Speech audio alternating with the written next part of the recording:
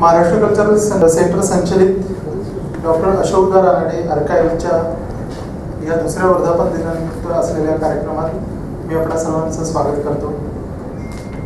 प्रयोगकला आणि संस्कृती यांचं अभ्यास केंद्र असलेल्या या डॉक्टर अशोक रानडे आर्काइव्ह्ज मधील साधन सामुग्रीचा लाभ गेल्या 2 वर्षात देशाविदेशातल्या अनेक अभ्यासकांनी घेतला आहे आणि घेतही आहेत.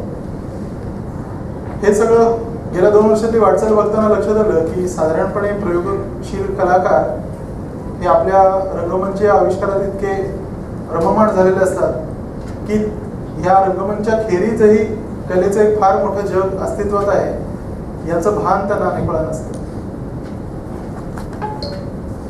आणि आर्काइव्ह सारख्या ठिकाणापासून बरेच वेळा हे कलाकार दूरच राहतात. मग या कलाकारांना आर्काइव्ह सारख्या ठिकाणी कसं आणायचं याचा विचार करताना उत्तर सहज सापडलं की अर्थातच ते ज्याच्यात रमतात त्या प्रयोगाच्याच निमित्ताने त्यांना आणावं येते. म्हणून अशी योजना आखली की दरवर्षी या वर्धापन दिनाच्या निमित्ताने जो कार्यक्रम करू तो कलाकारांना निमंत्रित करायचं आणि आर्काइव्हल मटेरियलचा वापर करून त्यांनी परफॉर्मन्स तयार करावा अशा स्वरूपाचा कार्यक्रम दर वर्धापन दिनाला होईल अशी योजना आहे. त्यातल्या या पहिल्या पुष्पात आज आपण नाटक उभं राहताना हा कार्यक्रम अनुभवणार आहोत. नाटकाच्या उभारण्यातील लेखन, दिग्दर्शन इथपासून पहिल्या प्रयोगापर्यंतच्या सर्व प्रक्रिया कशा घडतात याचं एक सुंदर चित्र या आविष्कारात आपल्याला दिसेल. याच्यात अनेक मान्यवरांचे लेख आहेत आणि त्यांचं अभिवाचन आणि काही दृकश्राव्य कृती अशा कार्यक्रमाचं स्वरूप आहे. आर्काइव्हमधून जी साधन सामुग्री वापरून हा आविष्कार तयार झाला आहे त्याचा कृतज्ञतापूर्वक उल्लेख करणं आवश्यक वाटतं. यातील शांतता कोर्ट चालू आहे बद्दलचे जे 2 लेख आहेत विजय तेंडुलकर आणि अरविंद देशपांडे आहेत ते रंगनायक या पुस्तकातले आहेत. अंधळ्यांची शाळा या नाटकाच्या संगीताबद्दल केशवराव भोळ्यांनी लिहिलेला लेख त्यांच्याच माझे संगीत या पुस्तकातला आहे. तर संगीत मानापमानच्या पहिल्या प्रयोगाचं वर्णन करणारा जो लेख आहे तो पुरा लेले यांच्या पुस्तकातला आहे. घाशीराज कोतवाल बद्दल प्रदीर्घ लेख सतीश आळेकरांचा आहे की जो त्यांच्या गगनिका या लोकसत्ताच्या सदरातला आहे. याशिवाय NCPA चं रंगांतरंग नावाचं एक मासिक निघत असे ज्याचे डॉक्टर रानडे संपादक होते. त्या नाट्यविषयक अंकातील काही मुलाखती आम्ही इथे घेतल्यात. त्याच्यात वस्त्रहरणाच्या निर्मितीबद्दल मच्छिंद्र कांबळी यांची मुलाखत, दुर्गा झाली गौरी याच्या संदर्भात चंदर होनावर आणि प्रदीप मुळे यांची मुलाखत, टिळक आणि आगरकर या नाटकाच्या विषयी रघुवीर तळाशीलकर आणि भक्ती बर्वे यांच्या मुलाखती. एवढा सगळा ऐवज आज आपण ऐकणार आहोत. त्या अनुषंगाने काही पाहणार आणि ऐकणारही आहोत. आता थोडासा आभाराचा भाग. दुर्गा झाली गौरी या प्रसिद्ध नृत्य नाट्यातील दृश्यफीत उपलब्ध करून दिली त्या प्राची साठे पंडित यांचे विशेष आभार. आणि सतीश आळेकर यांनी आपल्या लेखाचं वाचन करण्याची अनुमती दिली त्याबद्दलही त्यांचे विशेष आभार. तर अनुभवूया नाटक उभं राहताना.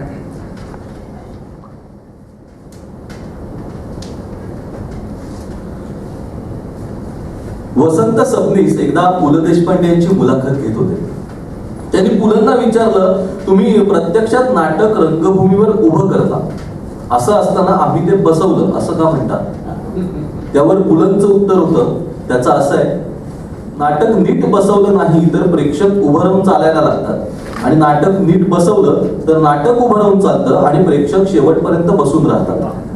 त्यामुळे चालणारं नाटक आणि बसणारे प्रेक्षक असं गणित जमवायचं असेल तर आधी नाटक नीट बसवावं लागतं. पुलंच्या उत्तरातील नाटक नीट उभं करण्याची निकड नाट्यकलेच्या जाणकारांना सर्वज्ञात आहेच. अगदी नाटकाचं कथाबीज पेरलं गेल्यापासून ते नाटकाच्या शेवटच्या प्रयोगापर्यंत नाटक उभं राहण्याची जटिल प्रक्रिया निरंतर चालूच असते. लेखन, दिग्दर्शन, नेपथ्य, अभिनय, प्रकाश, संगीत आणि पडद्यामागची कामं हे सगळेच प्रत्येक नाटकाचे अविभाज्य घटक. मराठी रंगभूमीशी निगडीत दर्जेदार कलाकारांनी त्या विभागात अतिशय मोलाचं काम केलेलं आहे. अशाच काही अत्यंत महत्त्वाच्या दर्जेदार मराठी नाटकांच्या प्रक्रियेच्या माध्यमातून आपण नाटक उभं करण्यामागचा समग्र विचार आज जाणून घेणार आहोत. कोणत्याही नाटकाचं मूळ हे त्याच्या कथाबीजामध्ये सापडतं.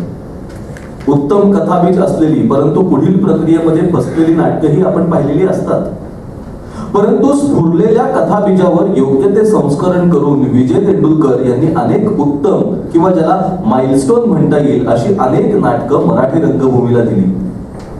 त्यांचं अत्यंत गाजलेलं आणि जागतिक स्तरावरच्या रंगकर्मींच्या अभ्यासाचा विषय ठरलेलं नाटक म्हणजे शांतता कोर्ट चालू आहे. या नाटकाच्या लेखन प्रक्रियेबद्दलचे अनेक रंजक किस्से नाट्य वर्तुळामध्ये कायम चर्चेत असतात. पण खुद्द तेंडुलकर याबद्दल काय लिहितात ते आपण जाणून घेऊया.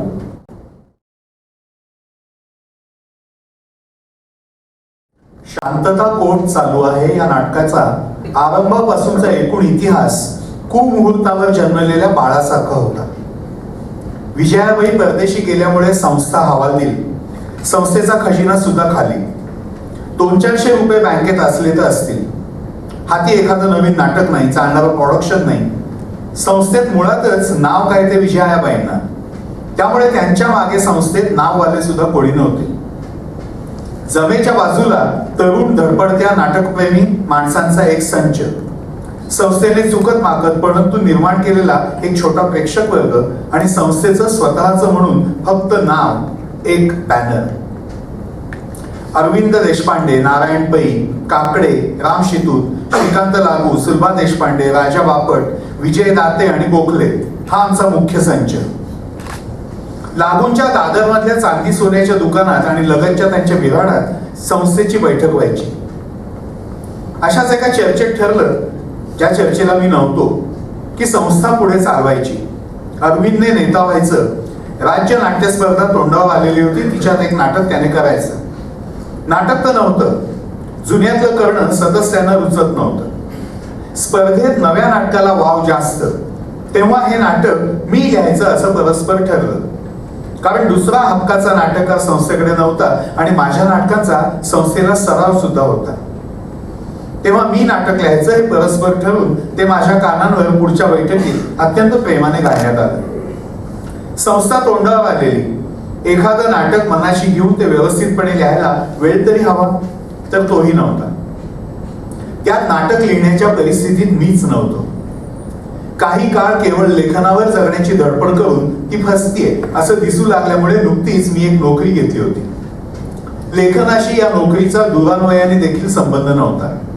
त्यामुळे तिच्याशी जमवून घेण्याच्या प्रयत्नात मी होतो आणि ते जमावं तसं अजिबात जमत नव्हतं. शरीर तर थकून जाईच, पण मन देखील थकायचं. त्यातच वैयक्तिक आयुष्यात एका ताणातून मी चाललेलो होतो. लिहिण्या वाचण्यात कशातही मन लागत नव्हतं. नाटकासारखं एखादं मोठ्या पल्ल्याचं काही मनात घेण्याची कल्पना सुद्धा दुस्सह्य होती. मी म्हणालो, मला जमणार नाही, माझ्यावर मुळीच अवलंबून राहू नका. अर्थात माझा नकार जीवाला लावून घेणारी ती मंडळी नव्हतीच. विजयाबाईंच्या तालमीत ती या सुद्धा बाबतीत थोडीफार तयार झालेली होती. ठेवणीतलं लाघवी हास्य करत, ठेवणीतला आर्जवी स्वर काढत त्यांचं मला समजावणं चालू झालं आणि मी ठाम नकार देत राहिलो.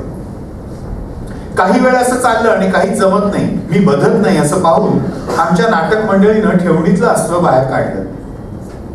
हे पहा तेंडुलकर, तुम्ही नाटक दिलं नाही तर रंगायचं नाटक स्पर्धेत होणार नाही.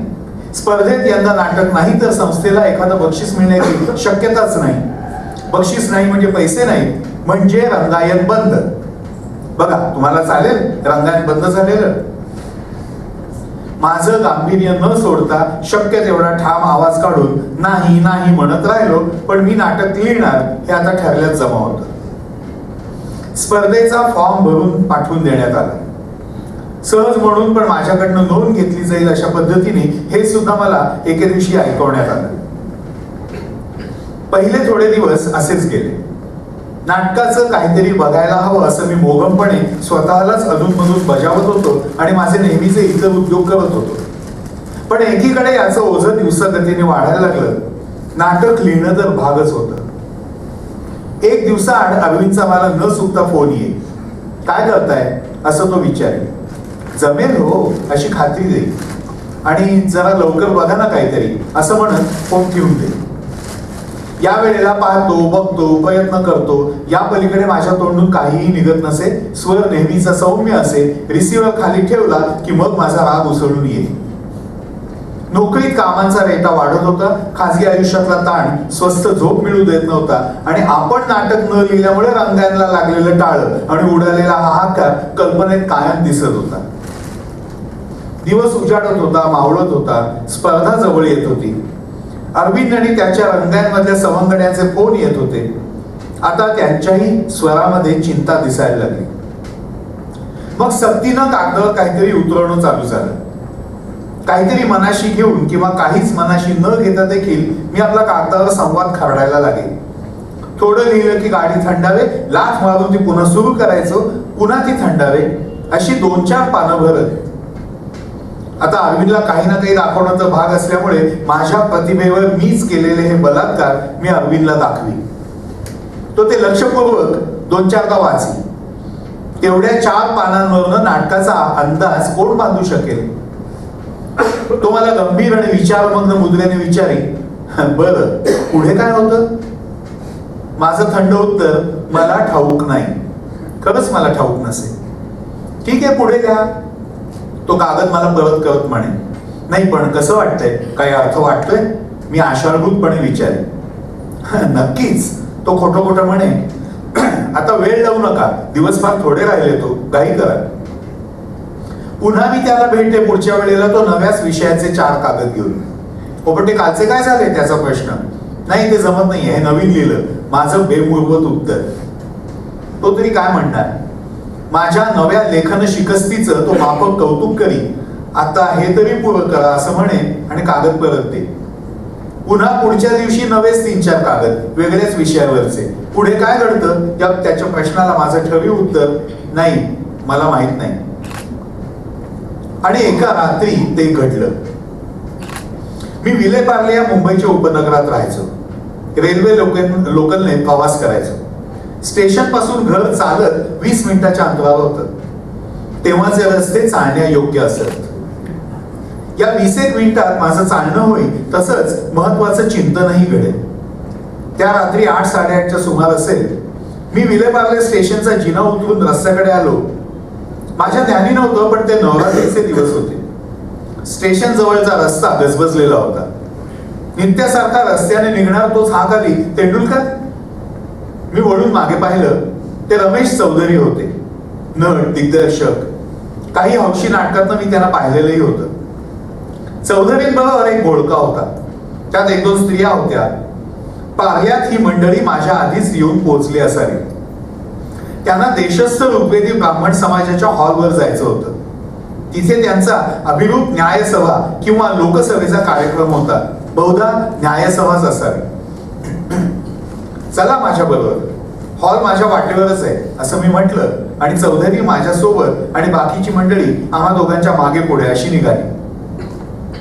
चालता चालता चौधरींबरोबरच्या माझ्या गोष्टी चालूच होत्या आणि चौधरींबरोबरचे इतर आमच्या मागे पुढे चालत आपापसात बोलत होते. आता या बोलण्याकडे माझं काही बारकाईने लक्ष नव्हतं, पण म्हणूनच तुकडे काही कानावर पडत होते. अभिरूप न्यायसभेच्या खेळातल्या आपल्या कामांची धावती उजळणी ती मंडळी चालता चालता करीत होती. म्हणजे मी हे बोलेन, त्याच्यावर तू असं बोल वगैरे काहीतरी चाललेलं होतं. देशस्थ ऋग्वेदी ब्राह्मण संघाचं सभागृह आलं. श्रोत्यांचे घोळके जमून बाहेर उभे होते. एरवी अगदी सुनं असं ते सभागृह कार्यक्रमासाठी दिव्यांनी उजळलेलं होतं. चौधरी आणि इतरांना मी तिथे सोडलं आणि त्याच क्षणी शांतताचं पहिलं बीज माझ्या मनात पडलं असं म्हणता येईल. मी रंगायसाठी लिहायचं नाटक अभिरूप न्यायसभेचा खेळ करणाऱ्यांवर असणार हे तेव्हा ठरलं. त्या सभागृहाच्या जागी मला आडगावचं तसलंच एक जुनाट सभागृह दिसलं. चौधरी आणि इतर खेळकऱ्यांच्या जागी मला रंगांची आमची सगळी मंडळी दिसली. नट म्हणून त्यातल्या अनेकांना मर्यादा असल्या तरी या भूमिका ते फार सहज विनासायास करू शकणार होते. आमचे लागू, पै, राजा बापट, अरविंद आठवले, गोखले, काकडे या सगळ्यांचे चेहरे नजरे पुढे आले. नव्या नेपथ्याचाही खर्च नव्हता. एक जुनाट सभागृह बस. कपडे आपलेच नेहमीचे. प्रॉपर्टी सुद्धा दिवाणखान्या नाटकापेक्षा त्या मानाने कमीच. आणि मग सुलभा आठवली. याच अभिरूप संचातली एक पण वेगळी. ही शिक्षिका असणार हे सुद्धा ठरलं. बहुधा सुलभा देशपांडे त्या काळात शिक्षिकाच होत्या, त्यामुळे असेल. घरी पोहोचेपर्यंत नाटक माझ्या मनात बोलायला लागलं होतं. आड गावात नवरात्रीत अभिरूप न्यायसभेचा खेळ करणारी मंडळी जरा आधीच पोहोचते. गावचा एक माणूस त्यांना वाट दाखवतो. या सगळ्या माणसांची गंमत वाटून तो मग तिथेच त्यांच्यात थांबतो. आणि त्यापुढे काहीतरी होतं. शिक्षिका सुलभा देशपांडे हिच्या भोवती ते काहीतरी होतं, तिच्या संबंधात होतं. रात्री शरीर बिछाण्यावर पडलं, पण मेंदू झोपी जायला तयार नव्हता. तो धावत होता, थपकत होता, पुन्हा धावत होता. मध्यमवर्गीय अभिरूप संच. खऱ्या आयुष्यात सगळी फार छोटी माणसं, चाळीत राहणारी, कुणी कारकून, कुणी सामान्य कुवतीचा कॉलेज विद्यार्थी, कुणी प्रॅक्टिस न जाणणारा एखादा वकील, कुणी घरेलू गृहिणी. पण खेळामध्ये सगळे महत्वाचे होतात. शास्त्रज्ञ, पत्रकार, न्यायाधीश, आरोपीचा वकील, फिर्यादीचा वकील, साथीदार, साक्षीदार, प्रोफेसर, समाजसुधारक. आणि या सगळ्या खेळात मध्यभागी सुलभा, एक शिक्षिका. हिचं लग्न झालेलं नाहीये, तिशी ओलांडलीये. वरवर थट्टेखोर, सगळ्यांच्या वाटेला जाणारी, पण स्वतःच एक त्रासदायक गुंतागुंतीचं आयुष्य कोणाच्याही हाती लागून न देणारी. काय असेल तिचं आयुष्य? इथे मनाच्या रंगमंचावर प्रोफेसर एकदम सजीव झाला. बेणारेच्या आयुष्यातला पुरुष. न्यायसभेच्या खेळात हा प्रोफेसर मला प्रारंभी दिसत होता, पण नंतर तो गैरसोयीचा ठरवून मी त्याला खेळाच्या बाहेर सारून दिला. तो आयत्या वेळी खेळाला आलाच नाही. कारण काहीही. यात मला फार मोठी सोय दिसायला लागली. खेळ रंगायला लागला, अर्थात फक्त मनाशी. दुसऱ्या दिवशी कामाच्या गर्दीत सवड सापडली तेव्हा अरविंदला विषय सांगितला. तो त्याला आवडला सुद्धा. नाव पण सांगितलं, शांतता कोर्ट चालू आहे. ते सुद्धा कायम झालं. लिहायला लागलो. पण आदल्या दिवशी जे जाणवलं होतं ते लिहिताना आता अजिबात सापडत नव्हतं. लेखन आपलं यांत्रिकपणे पुढे पुढे सरकत होतं, पण जाणवलेलं मात्र हरवत होतं. पहिला अंक लिहून झाला. लिहिलेलं पुन्हा वाचण्याची अजिबात इच्छा नव्हती, तरीही वाचला. वाचल्यावर स्वतःशीच म्हणालो, आता पहिल्या अंकात यापेक्षा आणखी काय होणार? नाही, फारसं वाईट नाहीये. दुसरा अंक जास्त चढेल. वाटल्यास मग पुन्हा पहिला आपण घेऊ आणि त्यावरून थोडा हात फिरवता येईल. In the given situation this cannot be better. तेव्हा ठीक आहे, अंक अरविंदच्या हवाली केला. अरविंदची सुद्धा आता वेळेची शर्यत चालू झालेली होती. एक एक मोलाचा दिवस उलटत होता आणि स्पर्धेतल्या प्रयोगाची तारीख जवळ जवळ येत होती. नाटकाचा पहिला अंक अशा पद्धतीने अरविंदच्या हाती देऊन टाकल्यावर मी त्याचं पुढे काय झालं याची चौकशी सुद्धा केली नाही. कारण मी आता दुसऱ्या अंकात होतो. त्यातही मजा येत नव्हतीच. आणि एक दिवशी दादरच्या रेल्वे स्टेशनात मनात आलं की पहिल्या अंकाचं आमचे लोक काय करतायत ते एकदा पाहावं तरी. तालमीकडे फिरकावं. तालमी दादरमध्येच मुलींच्या छबिलदास शाळेच्या 5व्या मजल्यावर एका हॉलमध्ये चालत. कंटाळलो होतो, थकलोही होतो. एकदा वाटलं मरू दे ना, सरळ घरी जाऊया. पण मन टोचत राहिलं. स्टेशनच्या फलाटावर गाडी आलेली असताना मी परत फिरलो आणि तालमीत सामील झालो. मी लिहून दिलेला अंक, पहिला अंक जवळजवळ बसलेला होता. मला तो दाखवण्यात आला. नकला सगळ्यांच्या तोंडपाठ होत्या, हालचाली सुविहित होत्या, सगळेजण काम जोक करीत होते. अंक संपला. अरविंद माझ्याकडे पाहत होता आणि मी त्याच्याकडे पाहणं टाळत होतो. तो स्थितप्रज्ञ चेहऱ्याने म्हणाला, I think it is a bunch of good dialogues leading to nothing. मी तिथे अरविंदशी काय बोललो आता मला आठवत नाही. पण घरी पोहोचताच त्या रात्रीपासून मी त्या नाटकाचा पहिला अंक नव्याने लिहायला सुरुवात केली. अरविंदला तसं कळवलं सुद्धा. म्हणजे त्या मंडळींनी तोपर्यंत गेलेले सगळे श्रम व्यर्थ ठरलेले होते. पूर्ण बसलेला अंक रद्द झालेला होता. विशेषतः स्पर्धेचा प्रयोग तोंडाशी आला असताना हे वाया गेलेले दिवस फार महागात पडणार होते. पुनश्च हरिओम. बसवलेलं सगळं विसरून जायचं. नव्याने पाठांतर, नव्याने तालमी. थकलेलं शरीर, मरगळलेलं मन आणि काळाशी शर्यत. रोज मी थकून गळून घरी येई. 2 घास खाऊन पेन आणि कागद पुढ्यात ओढून बसे. झोपेशी आणि थकव्याशी युद्ध करत जेमतेम 4-6 पानं लिही, पुढे लिहवत नसे, डोकं काम करीनासं होई. सकाळी पार्ल्यातच राहणारे अरुण काकणे दाराशी हजर होत. मी लिहिलेली पानं घेऊन त्यांच्या प्रती काढण्यासाठी धावत जात. रात्री ती पानं अरविंद दिग्दर्शक म्हणून तालमीमध्ये सेट करेल. एक एकदा लिहायला बसून मी डोकं टेकून झोपून जायचो. रात्रीच केव्हा तरी असा धसकून जागा होईल. मग तोंडावर पाणी मारून पुन्हा लिहायला बसे. अगदी नको वाटे. मला आठवतंय मी मनोमन अरविंदला आणि त्याच्या रंगाईन चमूला नको नको ते बोलत असे. आठवतील त्या सगळ्या शिव्या घालत असे. सकाळी दाराची बेल ठराविक वेळी वाजली की माझ्या मनाचा दाराशी आलेल्या काकड्यांना उद्देशून चडफडाट होईल. एक दोनदा मी रागाने त्यांना काही बोललो सुद्धा असं आठवतंय. नंतर पस्तावा होईल. तर काकड्यांचं काय चुकलं? ते काय त्यांच्या घरचं काम म्हणून माझ्या दारात रोज सकाळी येतात? अरविंद काय त्याची वैयक्तिक चैन म्हणून पुरती 8-10 दिवसाची मेहनत पाण्यात जाऊन माझी तुटकी फुटकी 4-6 पानं रोज रात्री नव्यानं कष्ट घेऊन बसवतोय? ती सगळी माणसं काय त्यांच्या स्वार्थासाठी ही सगळी धडपड करतायत? पण मनाचा राग काही केला जात नसे, मग मी स्वतःलाच वागवी. पोटा पाण्याचा उद्योग सोडून ही नाटकं लिहिण्याची उस्तवारी तुला सांगितली कोणी बाबा? नाटकाचं तुकड्या तुकड्यांनी चाललेलं लेखन, दिग्दर्शकावर ऐनवेळी 2 नाटकं बसवण्याची पडलेली जबाबदारी, या जोडीला आणखी एक अरिष्ट नाटकाच्या प्रयोगाआधी 10 दिवस ओढवलं. ते म्हणजे कोयनेचा भूकंप. यानं मुंबईतलं सगळं जीवनच अस्ताव्यस्त झालं होतं. विजेवर निर्बंध आले होते. शांतताच्या तालमी कंदील आणि मेणबत्त्यांमध्ये होऊ लागल्या होत्या. मध्येच एखादा नवा धक्का बसे. तालमीचा 5वा मजला झोपाळ्यासारखा झुलू लागे. नट मंडळी गडबडून खाली धावत झुलणं थांबून स्थिरस्थावर झालं की पुन्हा तालीम पुढे चालू होईल.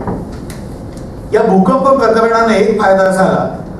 हा त्या अरिष्टातही म्हटला तर फायदा, स्पर्धेचा प्रयोग थोडा पुढे गेला. नाटक पूर्ण हाती येऊन बसत आलं तेव्हा अरविंद दिग्दर्शकाच्या ध्यानी एक निराळीच आणि गंभीर अडचण आली. 2 मध्यांतर घेऊन सुद्धा स्पर्धेच्या नियमातला किमान वेळ नाटक कमी पडणार असं त्याला वाटायला लागलं. म्हणजे ते प्रयोगानंतर स्पर्धेतून केवळ या तांत्रिक मुद्द्यावर बाद ठरणार. तसं कोणत्याही परिस्थितीत होऊन चालणार नव्हतं. इतक्या संकटांमधून कसं बसं इथपर्यंत येऊन पोहोचल्यानंतर केवळ तांत्रिक मुद्द्यावर बाद व्हायचं म्हणजे काय उरलं? तेव्हा माझ्या दिग्दर्शकानं एका तालमीत मला सचिंत चेहऱ्यानं, जो त्याला केव्हाही फार चांगला जमायचा, याची हळूच कल्पना दिली आणि सुचवलं की मी नाटक थोडं वाढवावं. स्वतःच्या नाटकाला कलाकृती समजणाऱ्या आणि नाटक आपल्यामध्ये पूर्ण करून सुटलो बुवा या भयंकर छळातून असं म्हणून अखेरचा निश्वास टाकून मोकळ्या झालेल्या नाटककाराला हे सुचवणं म्हणजे केवढं धाडस. पण अरविंद करू शकत होता. माझ्या संतापाच्या मर्यादांची त्याला पूर्ण कल्पना होती. मी मनातल्या मनात डोळे गरगरवले, ओठ काळा चावले आणि गुरगुरलो, नाही ते शक्य नाही. लिहिलेल्या नाटकात आता बदल नाही, जे आहे ते कायम. हे गुरगुरणं बाह्यता गुणगुणणं ऐकायला गेलं असणार. अरविंद चष्म्यातून नाकासमोर पाहत म्हणाला, पण नाटक स्पर्धेत बाद होऊनही चालणार नाही ना? मी म्हटलं ते मला काही समजत नाही. या नाटकात नव्याने काही घालायला आता कुठेही जागा नाही. अरविंद नाकावरच्या चष्म्याची भिंग माझ्याकडे फिरवत म्हणाला, आहे नाही. मी निर्णायक उद्गरलो. अरविंदने जागा ताबडतोब दाखवली. बेणारे नाटकभर तिचं मनोबल बोललीच नव्हती. अखेरच्या भागात तर ती बमावशी उभीच होती. नाटकात घडलेल्या एकूण प्रकाराबाबत तिचं म्हणणं काय ते आलेलंच नव्हतं. नाटकातल्या लुटूपुटूच्या न्यायालयात आरोपी बेणारेला रीतीनुसार तशी संधी न्यायमूर्ती काशीकर यांनी दिलेली सुद्धा होती. 10 सेकंद. आणि बेणारे काही न बोलताच हे 10 सेकंद संपले होते. अरविंद म्हणाला, इथे तिला बोलता येईल. मी म्हटलं, हे पा, या मानवी जनावरांपुढे ती बचावाचा एकही शब्द बोलणं शक्य नाही. अरविंद म्हणाला, बचावाचा नव्हेच, ती बोलेल तो डिफेन्स नव्हे, डिफायन्स असेल. मी काही सेकंद गप्प झालो. त्याचा फायदा अरविंदने घेतला आणि मला त्याची मागणी मान्य करायला लावली. बेणारेचं ते प्रसिद्ध स्वगत लिहायला लावलं. ते मी कसं लिहिलं हा प्रसंग सुद्धा संस्मरणीय आहे. संध्याकाळी दादरच्या स्मशानात माझ्या मोठ्या भावाचं मरती ओळखून मी तसाच तालमीच्या हॉलवर पोहोचलो होतो. डोकं थाऱ्यावर नव्हतं. अरविंद आणि नटसंच म्हणाला, आत्ताच वगत लिहून द्या. त्यांचा इलाज नव्हता हो. ते बसवायला नंतर दिवसच नव्हते. मी म्हणालो, नाही, आज नाही, नंतर. पण सगळ्यांनी नेटच लावलं. सत्याग्रहच केला म्हणाना. तालीम थांबवली. मला हॉलमध्ये कोंडलं. सगळे बाहेर जाऊन उभे राहिले. माझं स्वगत लिहून झालं तेव्हा सगळे दार उघडून आत आले. मी लिहिलेलं वाचून दाखवलं. अरविंदने ते लगेच तालमीत बसवायलाच घेतलं.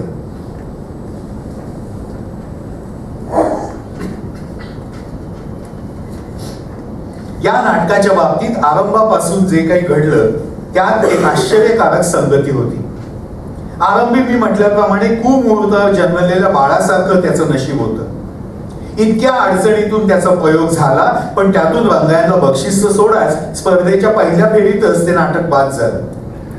परीक्षकांच्या मते म्हणे ते मुळी नाटकच नव्हतं. आणि तरीही अरविंद आणि सहकार्याने धीर सोडला नाही. नाटक मरू दिलं नाही. त्याचे प्रयोग पैसे जमवून जमवून चालू ठेवलेच. तर हा झाला शांतताच्या इतिहासाचा एक भाग. दुसरा भाग नाटककार म्हणून माझ्या वाट्याला आलेल्या वाङ्मय चौर्याच्या आरोपाचा. नाटकातला बाळू सुखात्मे मला प्रत्यक्ष भेटले. एक पोंक्षेही होता, कर्णिक होता, काशीकर्ता अनेक होते. आरोपीच्या पिंजऱ्यात मला ठेवण्यात आलं. लिहिलेल्या नाटकातून नंतर असं स्वतःला प्रत्यक्ष जाताना पाहणं हा एक अनुभवच होता. काहीही असलं तरी शांतताने एक इतिहास नक्की घडवला. आणि याचं श्रेय जर कोणा एकाला द्यायचं असेल तर ते मी दिग्दर्शक अरविंद देशपांडे यालाच देईन.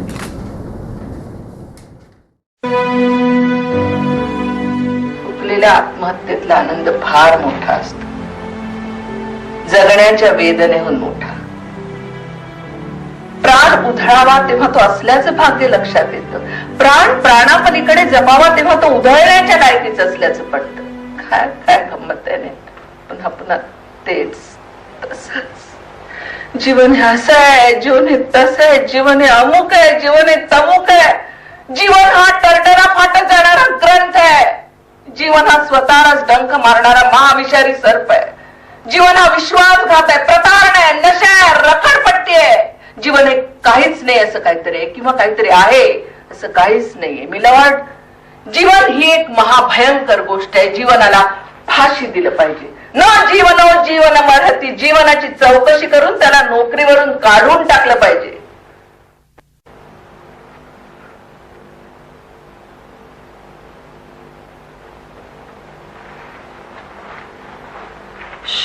गप्प बसा सगळे देवासारखे. मुलांनो, हे सर्व कोण? हे 20व्या शतकातील सुसंस्कृत माणसाचे अवशेष. पहा त्यांचे चेहरे कसे क्रूर दिसतात.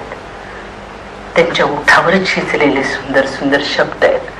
पोटात अतृप्त वासना आहेत.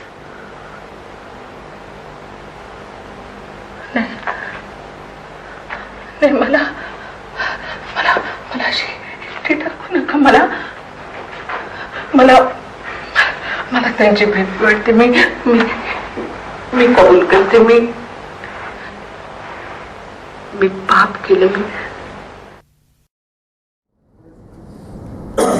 विजय तेंडुलकरांनी सांगितलेल्या शांतता कोर्ट चालू आहे बद्दलच्या लेखन प्रक्रियेवरूनच आपल्याला या नाटकाच्या एकूण गुंतागुंतीचा अंदाज येईल. साहजिकच या नाटकाचं दिग्दर्शन ही एक अवघड प्रक्रिया असणार. तेंडुलकरांच्या लेखनामुळे आधीच एक उंची लाभलेलं हे नाटक अरविंद देशपांडे यांच्या कसदार दिग्दर्शनामुळे एक उच्चतम पातळी गाठू शकलं. या नाटकाचे दिग्दर्शक म्हणून अरविंद देशपांडे यांनी मांडलेले विचार आता आपण ऐकूया.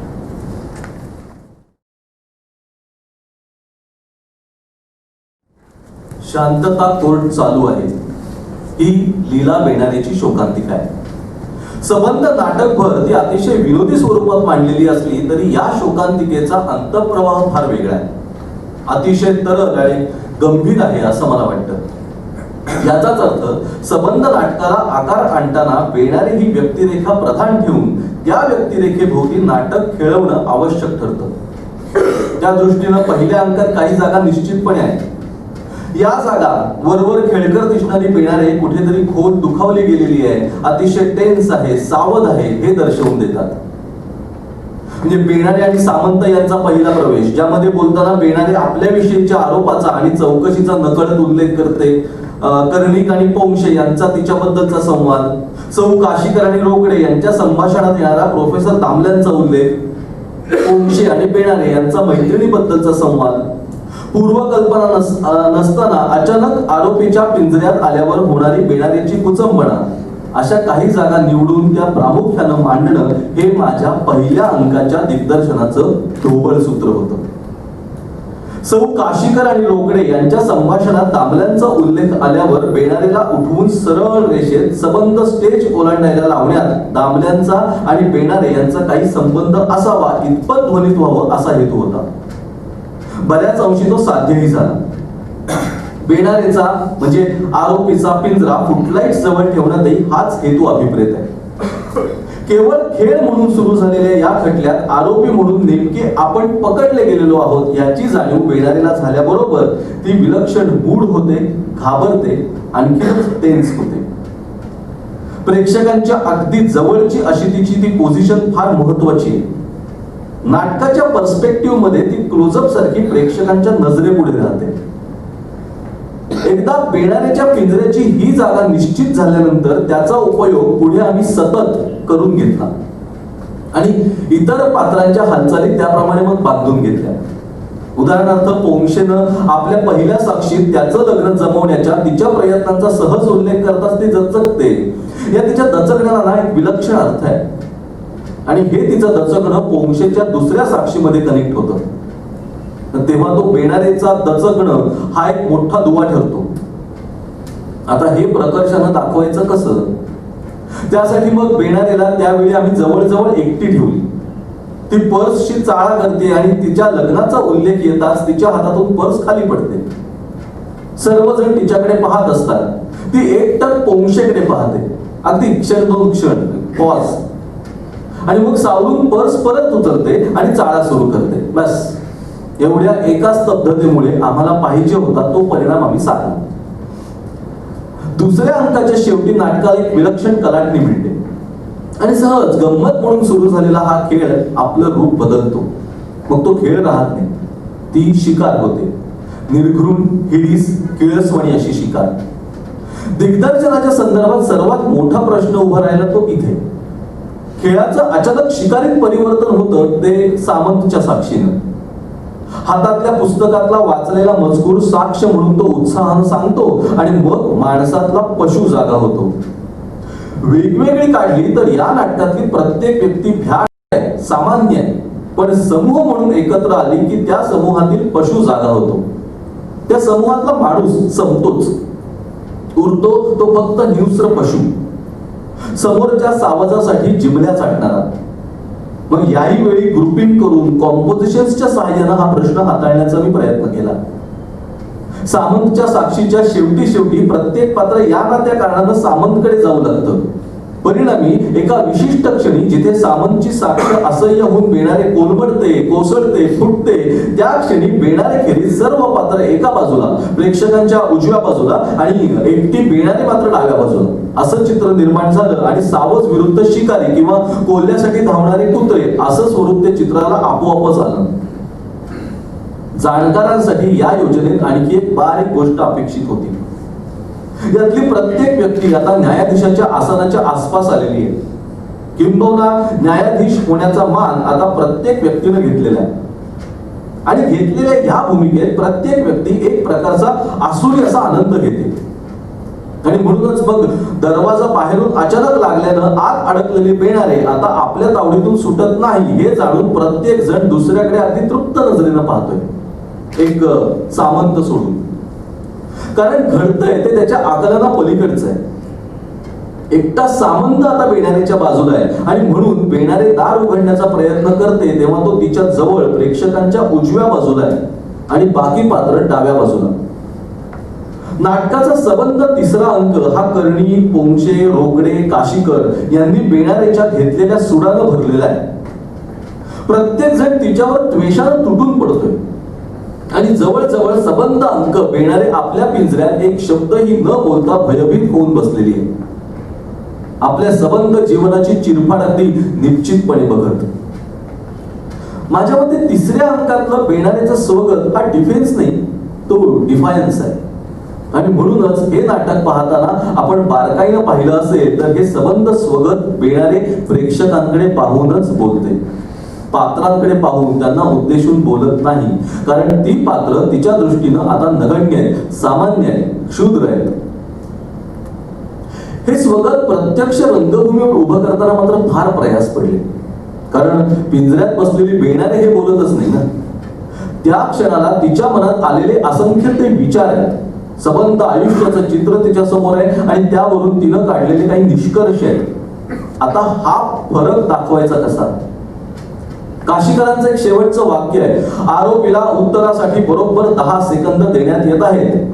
आणि लगेचच बेणारेचं स्वगताचं पहिलं वाक्य आहे, होय मला पुष्कळ काही बोलायचं आहे. आता यामुळे काशीकरांच्या प्रश्नाला सरळ बेणारेचं उत्तर अशी गफलत इथे होण्याची खूपच शक्यता होती. मग प्रकाश योजना आणि पार्श्वध्वनी या दोहोंचा इथे मी उपयोग करून घेतला. सबंध नाटकभर प्रकाश योजना ही अत्यंत नॅचरल आहे, त्यात इफेक्ट असे कुठेच नाही. थोडक्यात अननॅचरल असं प्रकाश योजनेत काहीच नाही. नेमका या गोष्टीचा उपयोग स्वगताच्या सुरुवातीला आम्ही करून घेतला. काशीकरांच्या शेवटच्या वाक्याबरोबर अंधार होतो आणि सबंध नाटकभर नसलेलं अननॅचरल लाइटिंग आता सुरू होतं.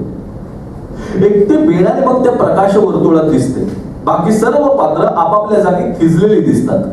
म्हणजे नीट पाहिलं तर प्रकाश असताना ती ज्या अवस्थेत होती त्याच अवस्थेत दिसतात.